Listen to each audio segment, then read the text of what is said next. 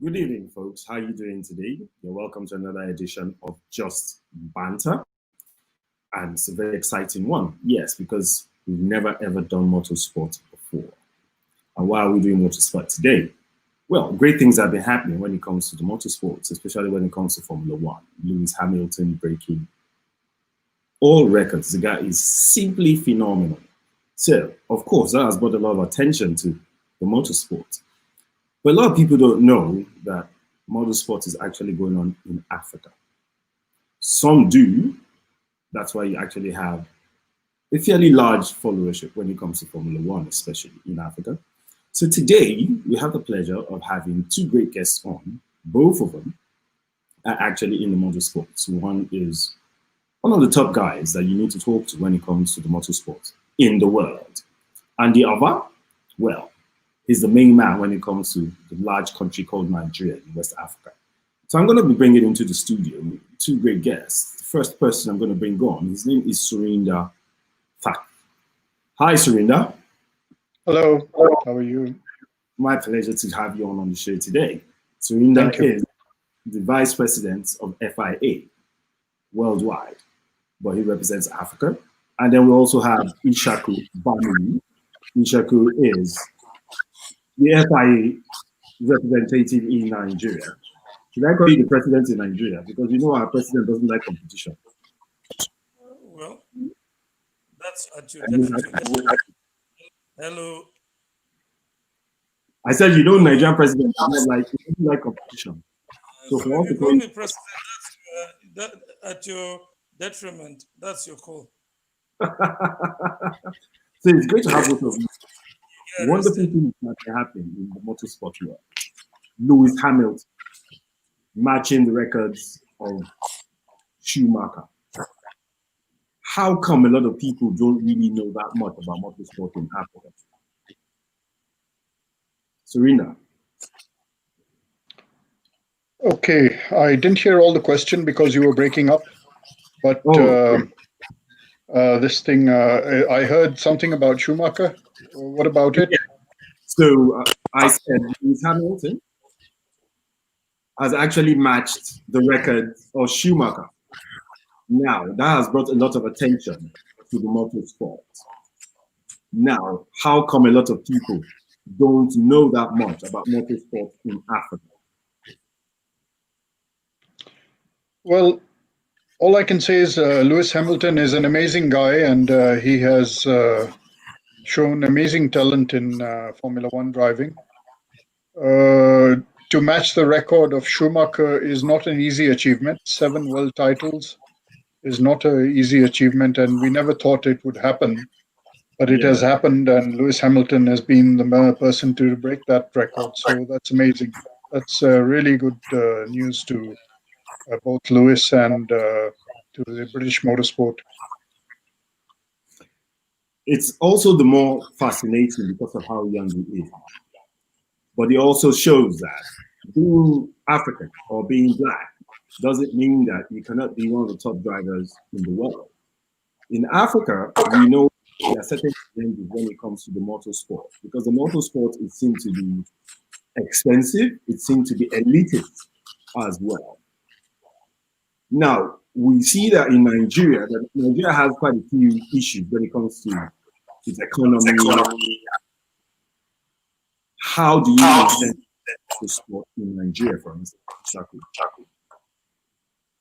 Well, Habib, what I can say is FIA on its part has tried with sports grant or grassroots development.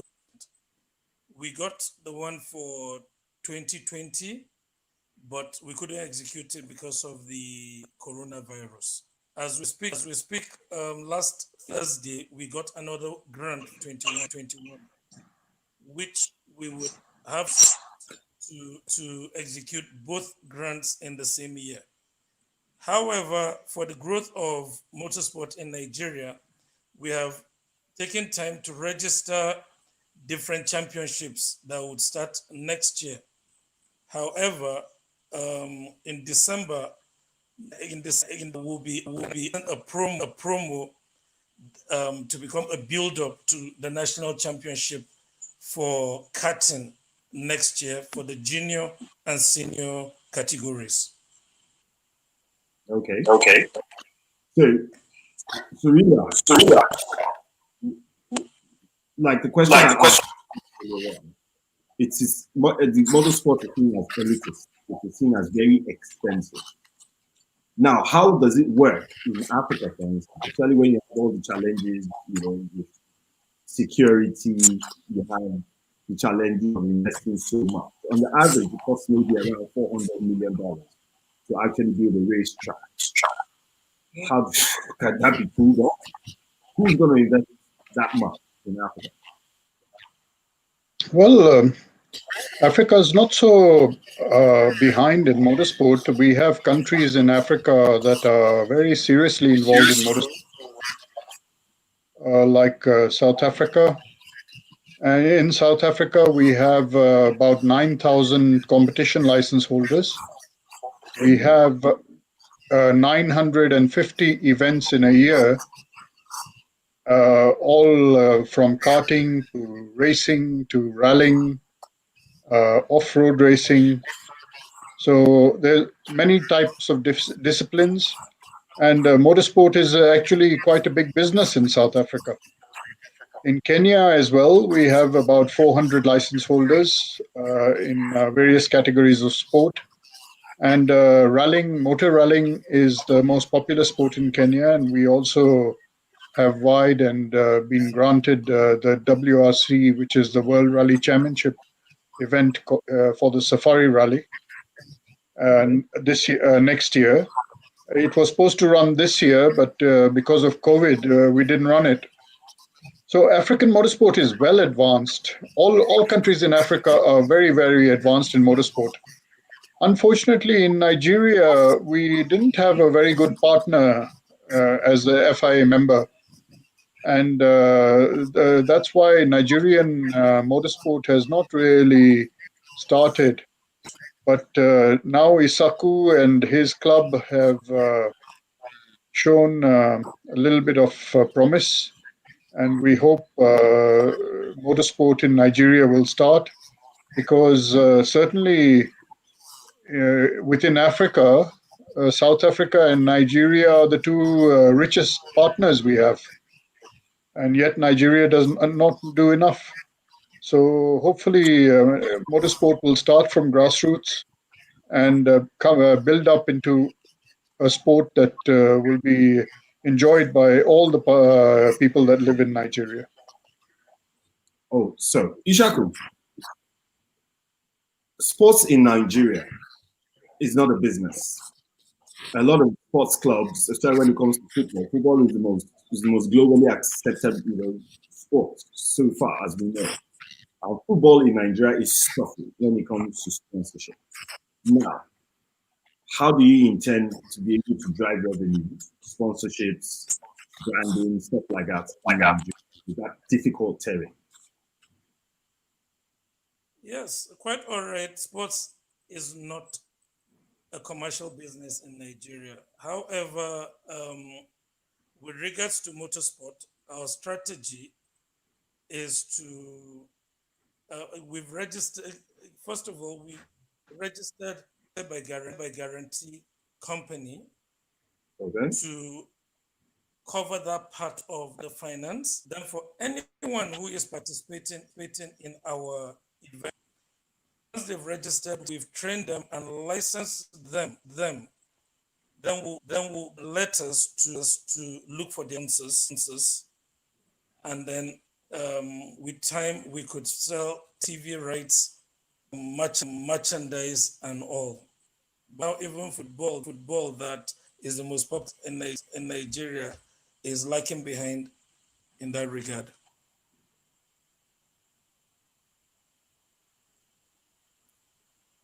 And are you there? Yeah, I'm still here.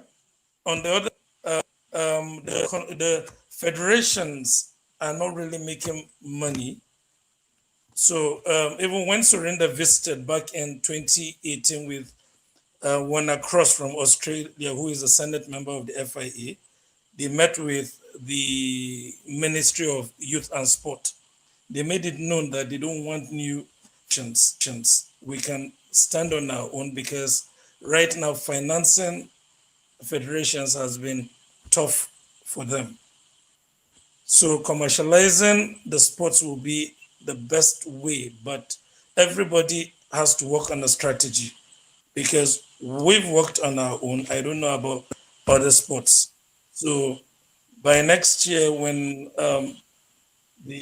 since we're starting from grassroots, those drivers from karting will be allowed to look for their sponsors. So the financial burden is not hard on them. Okay. So do they have to provide their own cars, like insurance, all those things?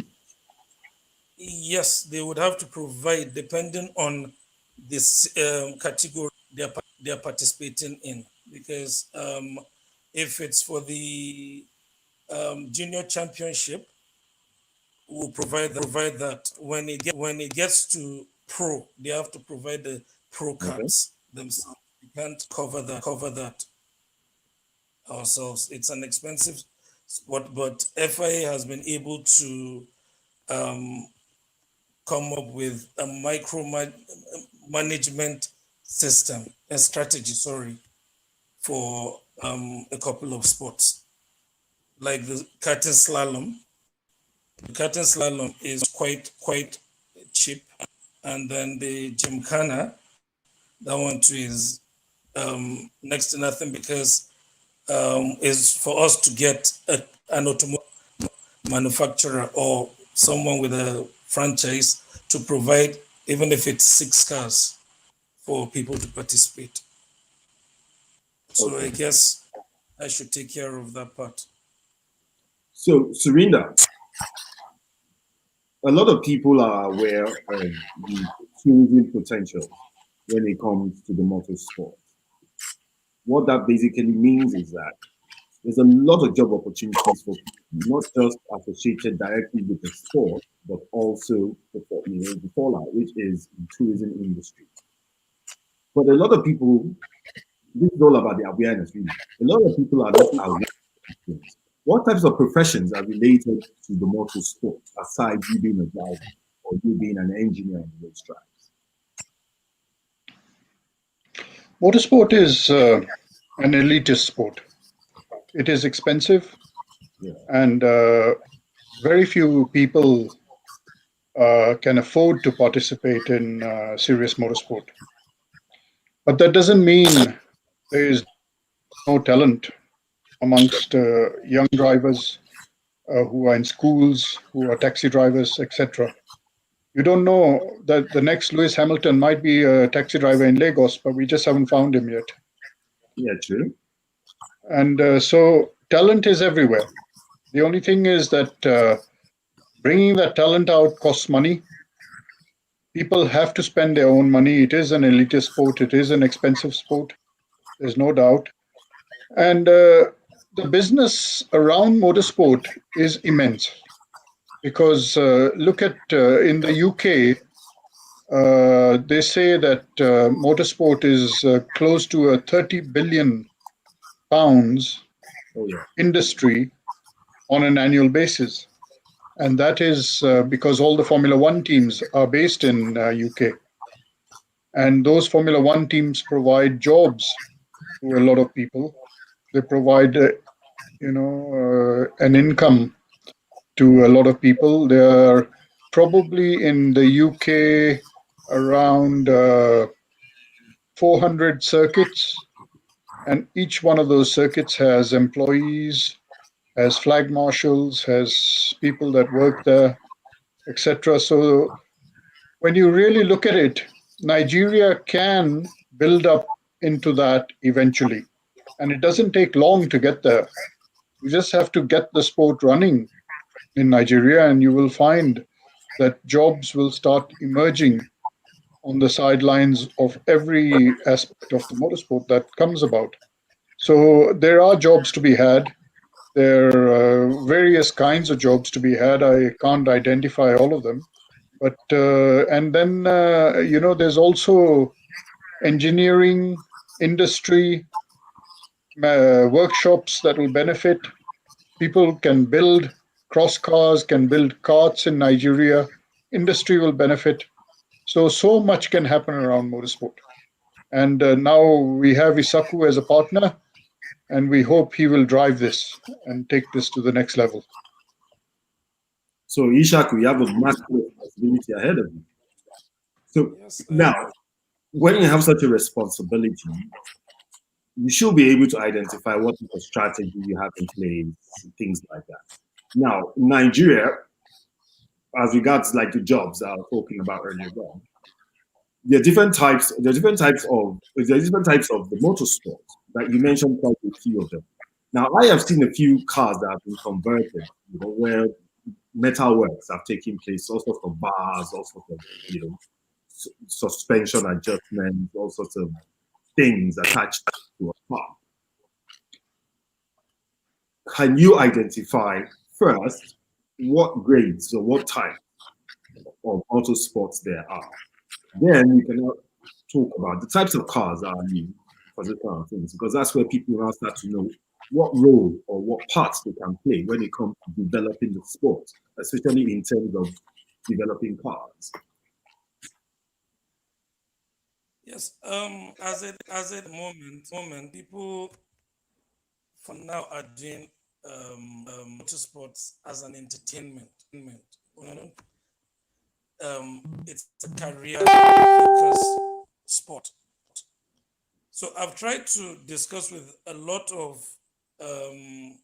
clubs, but understand it's just to get cars, build up roll cages, and go drifting or rallying. I've tried to pull them back. No, come, let's do this. Right now, our region, almost every club affiliated to FIA has a regional training provider. For ours, for now, is the Emirates Motorsport Organization based in Dubai.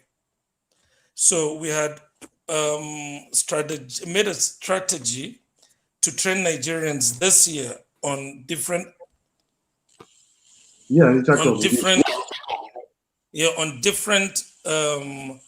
categories and series of motorsports, starting from the basics, because as it is in Nigeria, we're lacking behind. So we need to start from the basics and carry along. Even at that, people are refusing to do that. Back in 2008, Surinder came twice, where we organized 2 events called Motor Treasure Hunt. And from then, motorsports picked up in Nigeria. But unfortunately, I wouldn't want to say anything about my predecessor. But things did not go well then. So now we're trying to see how we can bring everybody back together. Like, take for example, last year we participated in Taiwan in the International Gymkhana Prize there. We didn't win, but at least it gave us the exposure. This year, another person participated from the club, participated in San Marino led rally, which was, he was also licensed from the club. And that at least has given us that exposure again. And FIA granted him the disability safety grant, which comes with safety equipment for cars, because he's disabled. He had an accident about 4 years ago and lost one of his legs. Okay. Yes, so he's benefited from that. So coming back to the sport in Nigeria, we'll try our best to get everybody back together, because in the past, a couple of them were like, they don't want to work with FIA affiliate. I don't know what transpired between them and a predecessor, So, but now I'm talking to them so that would all come back and see how we can build the sports from the scratch rather than starting from the top to bottom. We'll do bottom to top because we expect Nigerians by the end of next year to participate in the FIA Motorsport Games. The meeting took place on Wednesday last, and by December we'll know what's involved. And by next year, we expect that we must have trained enough people to participate in those games. That's how we expect to build up and get people involved. And sponsorship in Nigeria is not so easy. You must show consistency. They are tired of one off. Yeah. So January would roll out our motorsport calendar. It will be on our website. So entry forms will be there for people to register. If we don't do that, we cannot achieve much. We'll just be talking and achieving nothing. So yeah, well, I think it goes down to the level of. Yes, we've reached so far. We've reached out to a lot of people that intend to participate.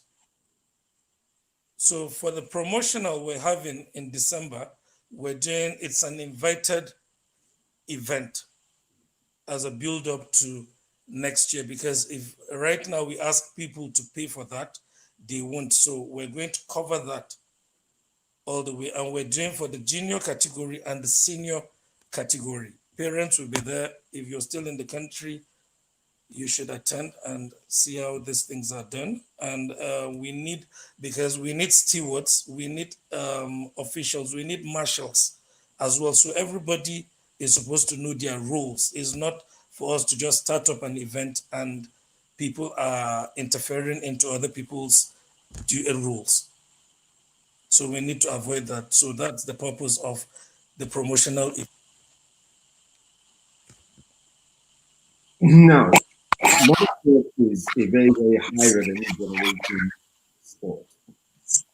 Growing up, I used to see the likes of the Dakar Senegal rally. We heard about a rally in somewhere in Southern Africa as well, but the Dakar rally was the most popular. Everybody knew about it. Now, Nigeria has some beautiful spots. At some point, we heard something about a rally going to take place around Argungu, where you have the fishing festival and all that. But all of a sudden, everything just died out. Now, is it a case of you need to actually work very hard in bringing Africans on board, or is it a case of it's just Nigerians that you need to get behind this? I'll leave that. I want you to please answer me. Yeah. There is nobody in Africa who's going to come and spend money in Nigeria.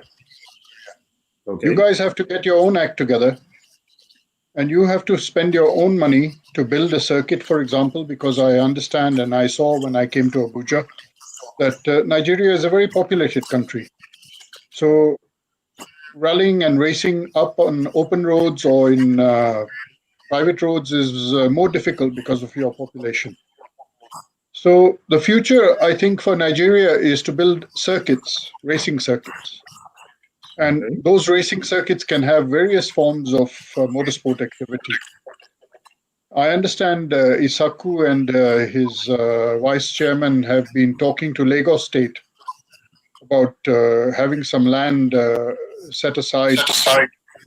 And Lagos State is talking about investing some money and building a circuit. Now that's very important. If Ishaku can achieve that, that'll be a start towards getting Nigeria involved in more serious motorsport. But one thing that Ishaku also touched on, and I think Nigeria should actually adopt it and try to find and identify drivers to participate in the 8 disciplines of the FIA Motorsport.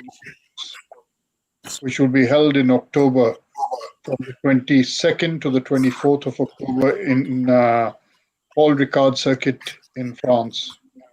Okay. Now, FIA has identified 8 disciplines. One of them is touring car racing. Then we have cross cars, we have karting, we have rallying. And if Ishaku can, between now and maybe July next year, identify some drivers from Nigeria, this Motorsport Games identifies and glorifies countries. It doesn't glorify drivers. So Nigeria as a country would be highlighted because the drivers would all wear suits with the name Nigeria on it, and they would go and participate in various disciplines. Now, it doesn't matter. You don't have to be so good that you win the discipline. Just the fact that you're there and you're representing your country is a big thing.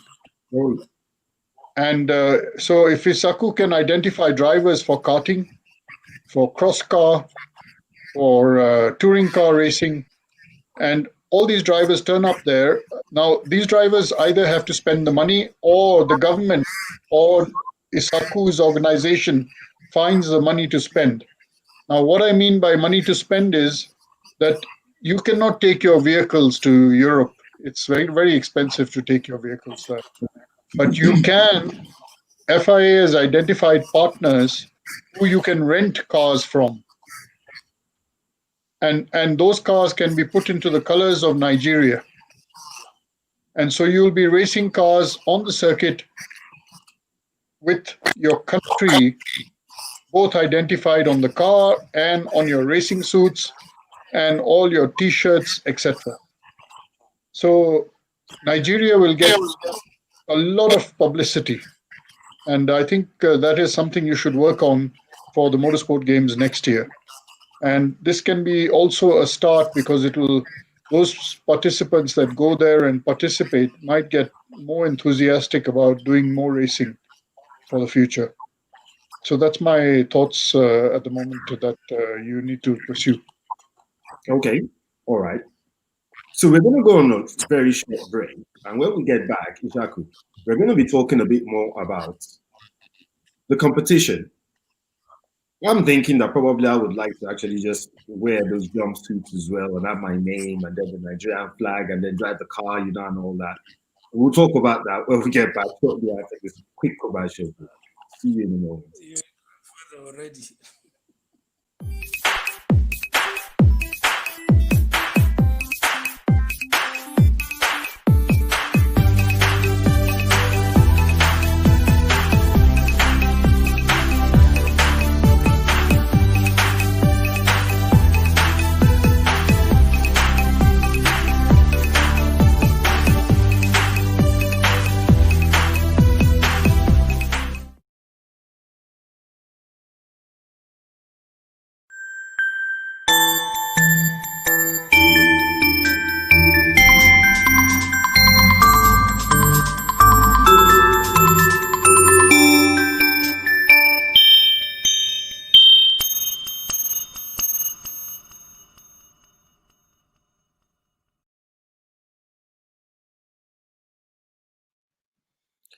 Hello, folks. Good evening. If you're just joining us, you're welcome to another edition of Just Banter.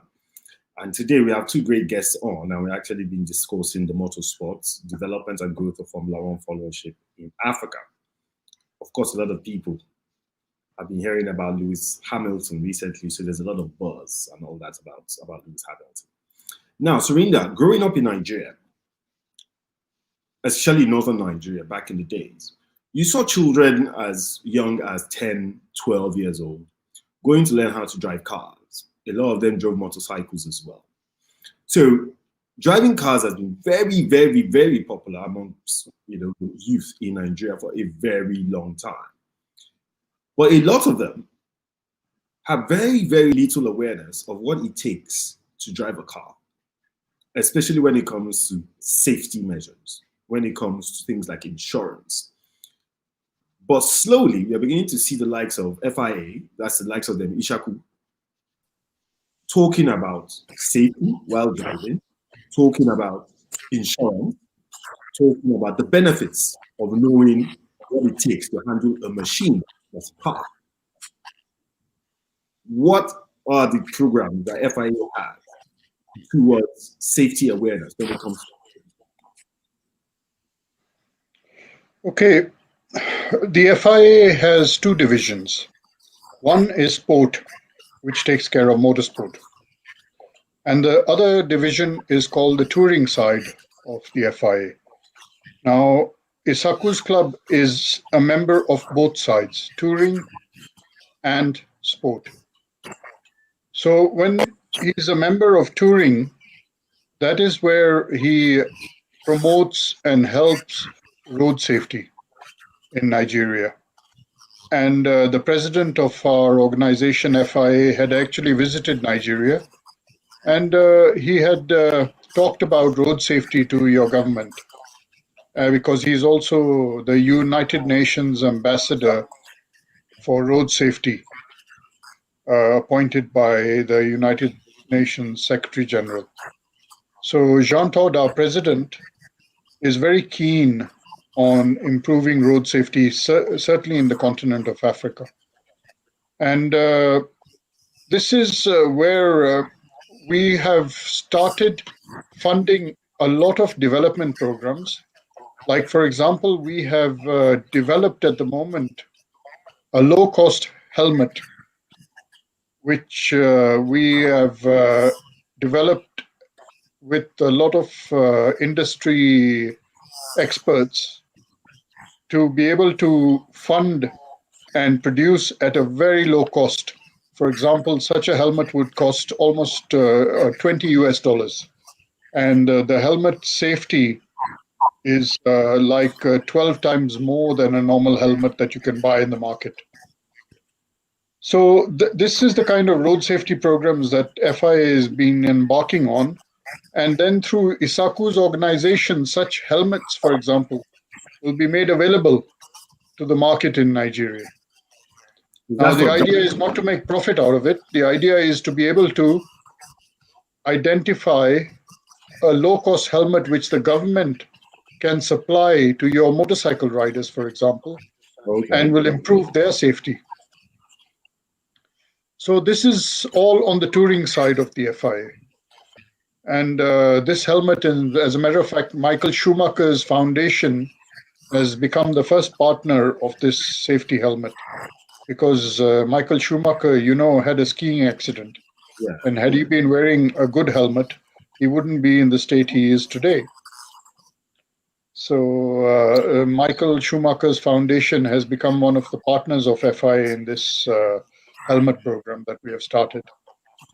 Then we have various other aspects of road safety, which, Ishaku's organization has the possibility to get experts from the FIA to Nigeria to advocate such items of road safety, like, for example, lane marking, painting the lines in the road. That is so important to make sure that people can see where they're supposed to be. Second thing is, it's so important. We have a program called IRAP, whereby Ishaku's organization can actually invite IRAP to come to Nigeria, and they will drive on all your national roads and actually make an assessment on a computer using a camera and a computer in the car to identify how dangerous the road is. Oh, wow. And to be able to tell your government and to your Ministry of Transport that this road is one of the most dangerous roads you have in Nigeria. Why? Because either it's too narrow, or the corners are too sharp, and the corners are not at the right gradients, that, they tighten or they open, and people can lose control when a corner tightens suddenly, etc. So they would drive the roads and be able to give you feedback. And that way, the government can actually improve the roads. So there are various things that the FIA does do in road safety, but that is on the touring side, not on the sporting side. On the sporting side, at the moment, we are concentrating on running every aspect of motorsport, including Formula One. But Formula One is the pinnacle. You mustn't think Formula One is what Nigeria wants to achieve, because that is the top of world motorsport. You've got to start at the bottom, at grassroots, and work your way up in motorsport. And that's important. So those are the few aspects of road safety that I touched on. Okay, that's fantastic. That means there's been a lot that has been going on that a lot of people were not aware when it comes to the FIA. Now, Ishaku, back to me wanting to wear the overalls and then drive, have to buy my damn flag and all that. What does it take to become a driver for a sport like motorsport? First of all, you have to register with our club or any other club that is affiliated to us. Then you come, we train you, other than the fact that probably you have knowledge from road cars. Here is a different thing because the strategy is quite different. Okay. So there, the basics, you're supposed to actually start from the rule is usually pattern. So usually past people have concentrated in organizing races for adults, but we sat down and said, because you start from the scratch, let's go back to the basics, pattern. So anybody who comes today that wants to go pro, what you want to achieve today, we'll start from curtain and get promoted along the way. But it doesn't say we cannot train the person for other events, such as the rallies and all, because there are people who have spoken about participating in the car rally. So we can help there and it's trainings for them. But you must register with our club or a club affiliated to us, because let me deviate a bit. A lot of people are not aware that FIA is the sole motorsport governing body in the world.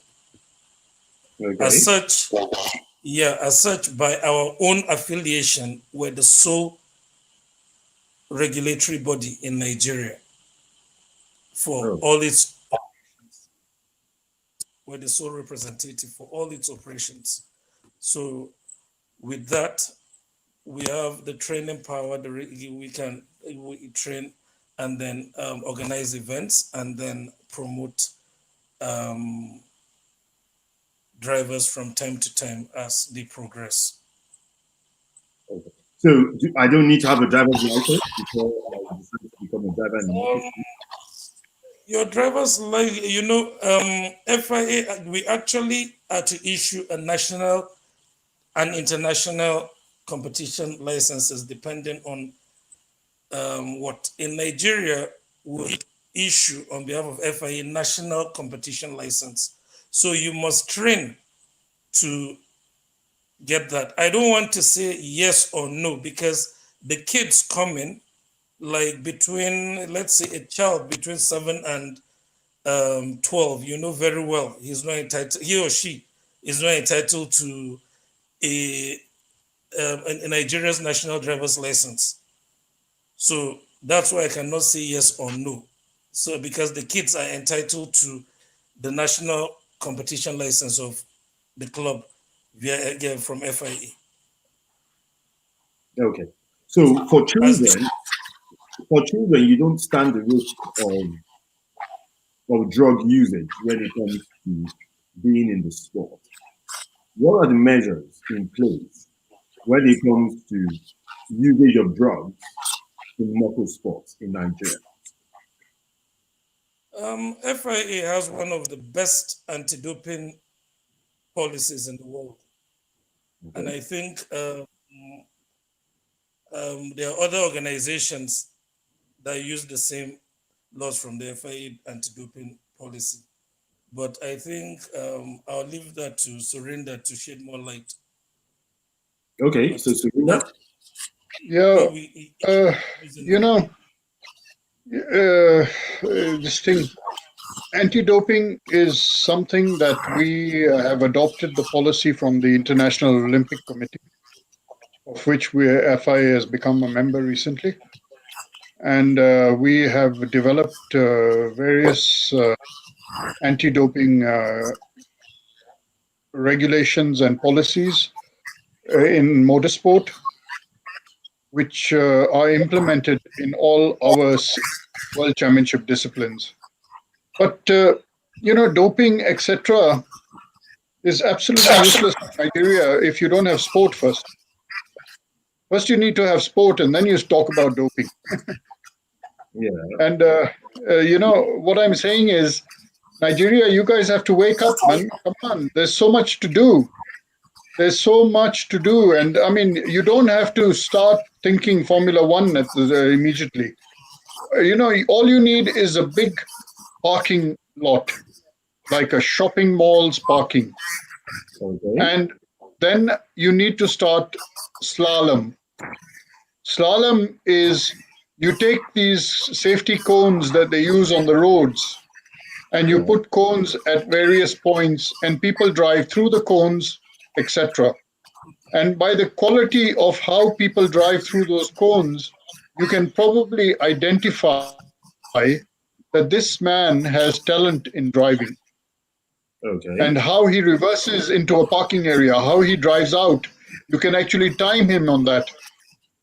And that's a little slalom course that can be a grassroots motorsport discipline to identify, like, for example, for motorsport games, you need to identify somebody who can handle a car.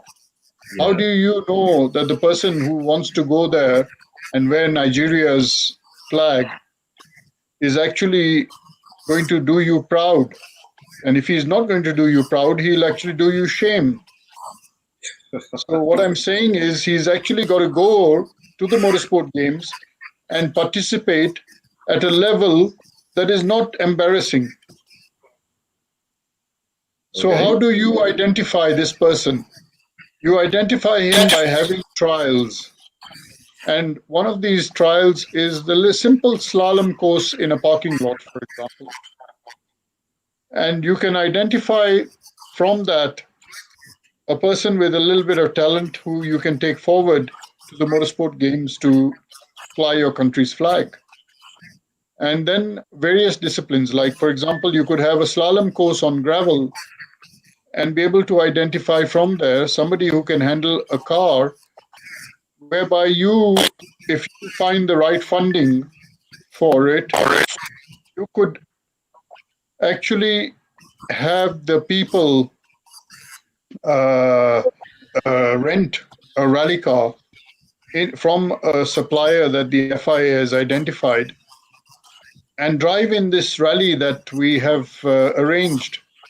And the rally circuit will be not so far from Paul Ricard. It's about 150 kilometers away in a small town called Gap.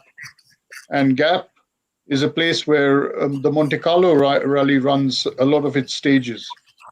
So, you'll be able to identify both gravel driving, tarmac driving for rally. You'll be able to identify through slalom a talented driver who can actually drive a touring car for you on the circuit in Paul Ricard. You can actually have somebody doing drifting, if there is drifting in Nigeria. Okay. Drifting is using a two-wheel drive, powerful rear-wheel drive car, and you go drifting with power drifts. And it's the quality of the drifts and the quality of the turning of the corner that the judges mark you on. So what I'm saying is these grassroots disciplines are far more important to identify a Nigerian driver from than thinking about actually getting a guy racing karting. But karting is also possible to race. If you can identify a karting driver, and especially if he's a young driver and he can go and make a good showing, that will do you proud. I mean, your country will feel that we achieved something. Out of 40 countries that were there, we stood 23rd, and the next year we go to the next motorsport games, we want to beat 23rd. So it's something to strive for. And you've got to start at the grassroots. You've got to start at the grassroots and then identify other things. Okay, so Ishaku, I want to wear those racing colors for Nigeria. I want to wear the racing colors probably for Ireland, depending on whichever country it is I'm living at that particular time. But for Nigeria, where do we start from? Let me make it clear to you. Slalom is not as easy as you think it sounds, as Surinder said. He's been rallying for over 40 years. So, but we'll make it easy because there are designs you must memorize to go through the cones. Oh, wow. So it's just like being a pilot. Yeah. Really? Yeah. So you don't, but you have GPS in the cars, and you're supposed to be able to upload the maps of the course onto the cart, aren't you? You're not ready to race there. You're not Really? ready to race there. Look, these are things that people need to know so that people have an idea and they know how challenging or how sophisticated you have to be able to participate in the game. Anyway, at the moment, we're talking to an organization in Lagos to let us use their parking lot for Gymkhana and Abuja. We were able to enter an agreement with Central Park for karting championship. Another organization has agreed to let us use their parking lot for karting slalom. Nice. We're trying to get them to agree, so we'll do Gymkhana. Then we're talking to other people to see if we can use part of their farms, if we can level them to do other things there. Because we want to move very fast. Yes, it will cost money. I guess anyone interested would have to look for somebody, as Surinder said once, with deep pockets that is willing to finance them, because we can't take all the burden alone. So okay, so if you have access to land, say for instance, in somewhere in northern Nigeria, for you to be able to put up like a small racetrack of some sort, how much land would you need? Just in case somebody is listening to this and the person is saying, you know what, I have land, maybe some land like mentioned, and the person thinks that it might be more beneficial to them to actually have a racetrack that's actually be in agriculture. Like how much land would you need for that? And how much would it cost to set up a small racetrack? Well, in my opinion, we don't have to go on international standard, because that will cost a whole lot. So I'd rather we do something that will be able to get people involved locally before we think of other people, because that would help attract investors, promoters, and all. So if I were to build a circuit, I would rather get enough land that will build the circuit, probably build a karting circuit, we'll do rally there, we'll have space for karting slalom. The space that can do karting slalom can do Gymkhana. Circuit that can do one-seater touring, it can do other. So same land will to do rallies as well. Hill climbs and all on the same land. So give or take, let's say 70 acres. 70 acres. 70, because create park and all. There must be parking lot, because people have to keep their cars far from where these things are happening, because God forbid somebody loses, he can drive into people's cars. So you have to separate. And if it's, as you said, far in the north, places are not very close in the northern part of Nigeria. So we have to be realistic. There might be accommodation so that people can pass the night there. Can I just come in here and say that basically a good karting circuit is about 1 kilometer or 1.2 kilometers long. Okay. And a good karting circuit for about 1 kilometer and 1.2 kilometers you could build on 25 acres easily, with some extra room for parking, pits area, etc. If you then work on those bases, that 1 kilometer is 25 acres, every kilometer you want to increase, you increase another 25 acres. So if you have a 70-acre piece of land, you can put up a 3-kilometer circuit. And that 3-kilometer circuit can have various junctions and joins to be able to use it as a 1-kilometer circuit, a 2-kilometer circuit if you want to, or a 3-kilometer circuit. So the design of a circuit, in my opinion, is entirely dependent on you guys. And I think I've given Ishaku and his vice chairman a lot of details, and including the FIA's circuit department. They have the context and they've started talking to them about designing a circuit and putting a circuit together. The Lagos state has asked for details. So, you don't need a very large piece of land. 25 acres, you don't really want to go to the north of Nigeria because nobody's going to go so far away to take part in motorsport. You want to be close to the city of Abuja, for example, or Lagos. And as close as you can be, the better for you, because there'll be more participation. So that's what the ballpark you're going to work on, 25 acres per kilometer. That's interesting. So things are beginning to sound a bit more achievable now that you guys are breaking it down for us, and we're getting to hear a couple of details about things that we never knew before. This is pretty interesting because, like I said earlier on, growing up in Nigeria as a kid and all that, we all saw the popularity of kids getting behind cars at an early age and driving. So we do know that there's a lot of talent when it comes to the motorsport in Nigeria. We know that Nigeria has the population to drive forward. We know they also have the population to drive revenue. There are also enough businesses to drive revenue, either via support or via sponsorship or via whatever means. Now, Ishaku, you have a lot of burden resting on your shoulders, not just yourself, but FIA in Nigeria.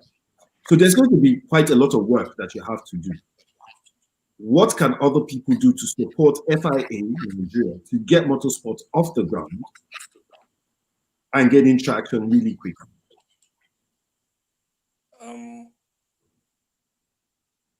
To get involved, sponsors, because motorsports, a lot of money is needed to start it up. I just ordered 2 carts. Those 2 carts will cost about $4,000. We've not spoken about clearing them. Okay. Then racing kits. The racing kits: helmet, balaclava, gloves. Balaclava is what you wear before you wear the helmet. Then the suit. That from South Africa, with discount and all, came up to almost 100,000 rands. Okay, how much is that? 50 pieces. That's about 3.5 million. That's Naira. 3.5 million Naira, or between 3.5 and 4 million Naira, thereabout. Okay, so that's about that. Yeah. Okay. So if you're to buy a car and tune it, everything, almost everything will be imported. The racing seats to the gears, brakes, and all. So you everything except for roll kit to what you loop locally. So you can see finance is dead. A lot of it will be needed. So sponsorship is key to the success of this motorsport in Nigeria. So as if we can get if we give different drivers categories or series letters to go out and people cooperate, this will move very fast.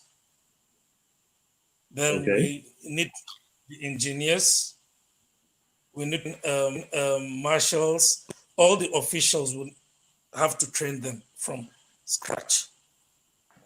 And I hope there will be people willing to volunteer for certain roles, because there are some that would need volunteers. But you know, sometimes people say you must pay.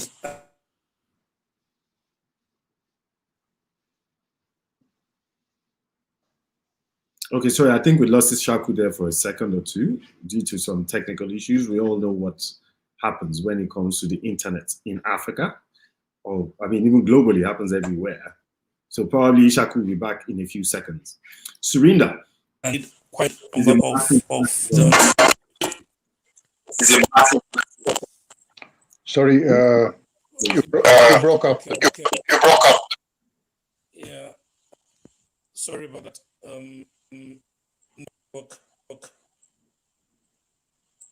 Okay, Ishaku. Can you hear? Yeah, I can hear you. I'm back. Sorry about the internet. Oh, that's a standard thing.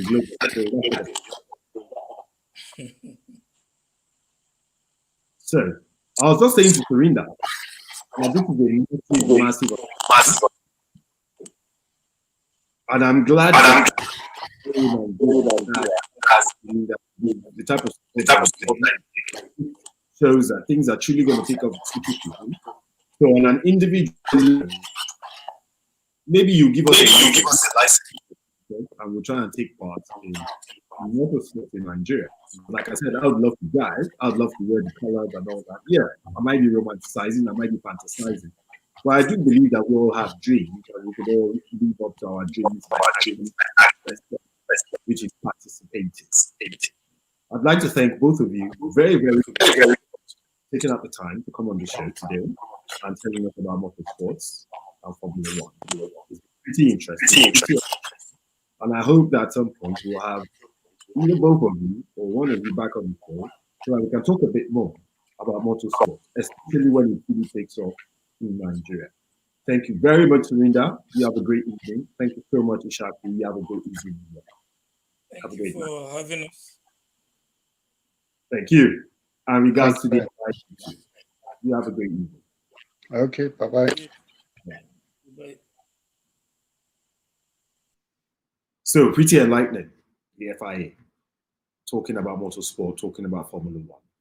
Like I said, yeah, I've been fantasizing about driving myself. Of course, I started driving at a very early age, and I still enjoy driving, even though sometimes it can become a bit tedious, especially when you think about the state of the roads and you think about how the level of insecurity that seems to abound all over Africa right now. Now, when it comes to rally, motorsport, I think Nigeria has what it takes. I think Africa has what it takes to be able to take this to the next level. I hope at some point Ishaku will come back and tell us that motorsport has fully taken off and they're beginning to make strong inroads into the motorsport in Africa. Now, like we always do, before we sign out, we always talk about our social messages. And of course, we always start with the issue of rape. We need to say no to the issue of rape. It's become a pandemic globally. So we all need to start talking about it a bit more. You can use any of the hashtags on your screen. Hashtag no excuse, hashtag no to rape. Let us stop this pandemic where 1 in 4 women in Nigeria goes through that horrid experience before the age of 18. 1 in 4, 25%. That's a lot. That is a lot to see. So please do use the hashtags, say no to rape. Let's continue to support this campaign. Let's continue to drive it until we are sure that it is no longer a pandemic, and we should not be worried about our daughters or our sons or our aged being subjected to abuse. Also, we would like to remind you that COVID-19 is very, very real. There are spikes in different parts of the world, especially when you're talking of the United States or you're talking of Europe. People are still dying. People are still getting infected by the minute. So it's pretty dangerous. So we all need to be very careful. We need to be very cautious. Please wash your hands as often as you can. Please keep a safe distance. The recommended distance is 2 meters. Also, use a face mask. Every time you're in the midst of people, every time you're going to a public space, please use a face mask. That's about the only way we can see physically that it is working to control the spread of COVID-19. We thank you very, very much for coming onto the show once again. Just Banter. We love you. We thank you for taking out the time to join us as usual. We'll see you on Thursday. We have another great guest who's going to be talking a bit about social work that she has been doing in Nigeria, and she's been receiving so many awards for it. So we'll see you on the show on Thursday. You have a great night. Thank you. Good night.